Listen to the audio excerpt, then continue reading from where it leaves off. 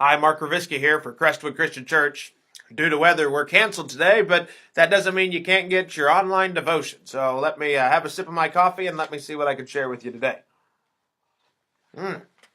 Hope you have some hot coffee on this icy day. But I was going to talk today about how grace changes lives. Maybe you remember the story of Jesus in Galilee when there's a demon-possessed man by the sea and he casts out the demons from the man into the herd of pigs, and the man's dressed in his right mind. He's finally returning to a sense of normalcy, if you will, and he wants to follow Jesus, and Jesus says, no, you go tell others what the Lord has done for you. And here's what we read in Luke 8:39.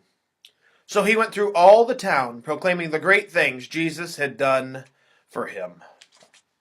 That call is not for his life alone. That call is for all of us. We have received God's grace, and as a result, we need to be people who share God's grace. Ephesians 2:8 and 10 say, God saved you by his grace when you believed. And you can't take credit for this. It is a gift from God. For we are God's masterpiece, created new in Christ Jesus, so we can do the good things he planned for us long ago. We've been given grace, and now we're responsible to share God's grace. Maybe you heard the story about 6-year-old Bobby who went up to the preacher after church and said, Preacher, I'm going to give you some money when I get older. And the preacher said, Well, son, that's real nice. Why would you do that? And Bobby said, Because my dad says you're the poorest preacher we ever had. Well, I hope that preacher was gracious to Bobby's dad when they had a talk later on. And I understand how Bobby was being gracious to the preacher, trying to offer something to him that he thought he was lacking. When we offer grace to someone, they don't deserve it. That's why it's called grace.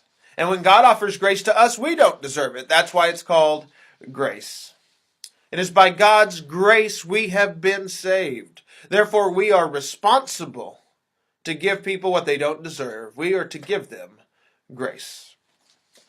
If we're going to do that, there's 3 things we need to do. Number 1, we need to remember who we serve. Remember who we serve. One of my favorite Old Testament passages comes from Isaiah chapter 6, and it opens with these words, in the year that King Uzziah died. Now that may be of inconsequence to most people, but you do the research and you find out Uzziah was king for 52 years. For 52 years, and he mostly followed God during that time. He was considered a good king. One commentator says that he might be the second greatest king since the time of Solomon in Israel's history. So Uzziah was one really good guy. And for 52 years, he has held steady at following God as the king of Israel. But now that's changing. And there has to be a lot of unease and uncertainty in the nation. One of the prophets during this time was Isaiah, and he had to wonder, what's life going to be like for me now? What's life going to be like with a new king? Is he going to like what I have to say? Kings have killed prophets before. Am I going to be in trouble? So here's what we read. In the year that King Uzziah died, I saw the Lord seated on a throne, high and exalted, and the train of his robe filled the temple. Above him were seraphs, each with 6 wings. With 2 they covered their faces, and with 2 they covered their feet, and with 2 they were flying, and they were calling to one another, Holy, holy, holy is the Lord Almighty. The whole earth is full of his glory. So Isaiah is invited into this throne room scene, and it's amazing. He is just blown away by what he sees of God.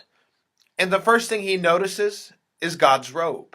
God's robe is so amazing that he says the train of his robe filled the temple. Now, if I were called into a throne room scene and I came back and told you about it, and the first thing I said is God's robe filled the temple, well, first you might call the people with little white jackets to take me away. But after that, if you believed me, you'd say, I don't care about that. Tell me about God himself. But that just tells you how amazing everything is around God, that Isaiah first notices the robe, and it catches his attention. Makes me ask the question, when was the last time you were that blown away by God? When was the last time you were that blown away by God's grace? We should be every week that we take communion. But besides that, when was the last time you just thought, wow, God is truly amazing? If I'm going to be refreshed in my call as a Christian to receive God's grace and to give God's grace, then I got to remember who I serve, and I need to be amazed by him. Maybe you heard the story about the young recruit who had joined the Navy, and he asked for a weekend pass to be in a wedding, and he was given leave and said he had to be back at 7 p.m. Sunday. And the recruit complained. He says, 7 p.m., but I'm in the wedding. And they said, no, son, you're in the Navy. Remember who it is that you serve.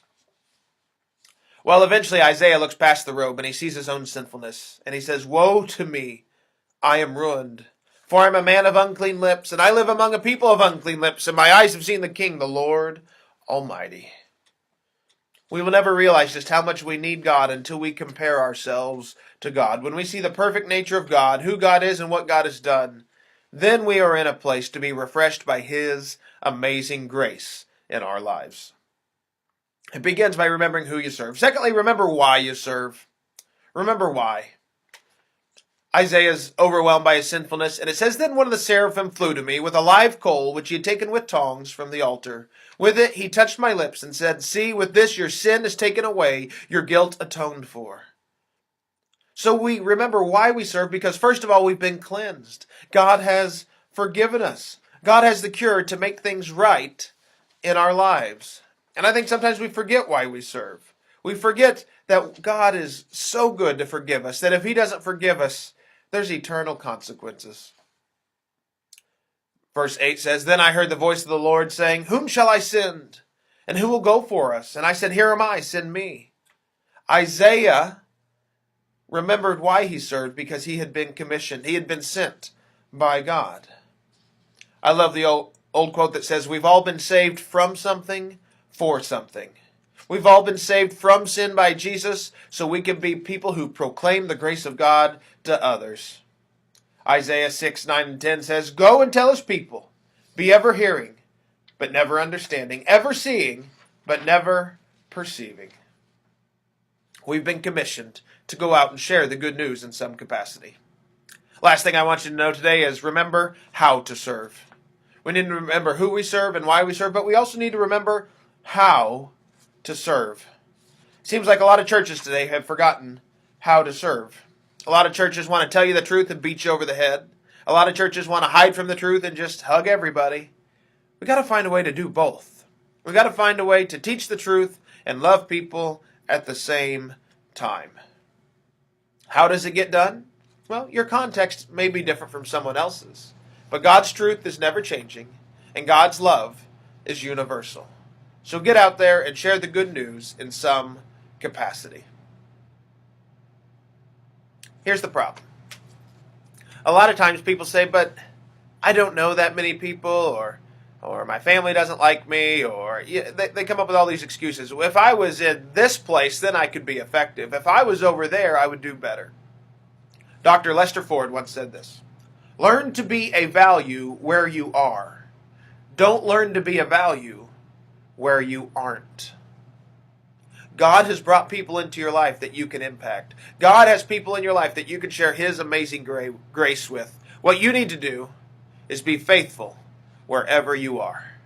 Be amazed by God's grace, and it can have some impactful results on those around you. Hey, stay warm and safe on this icy day, and I hope to see you next week.